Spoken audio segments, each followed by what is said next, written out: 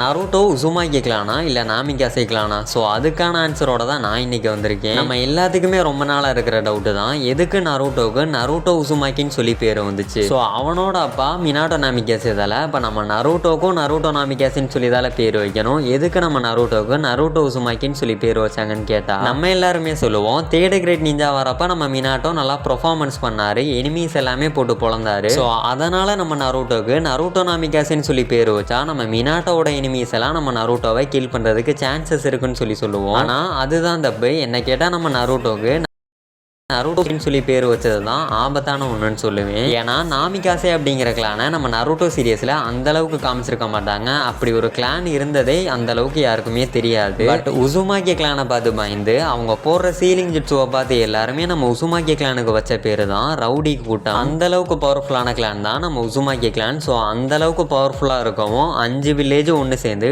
Target வச்சு போட்டு தள்ளினாங்க.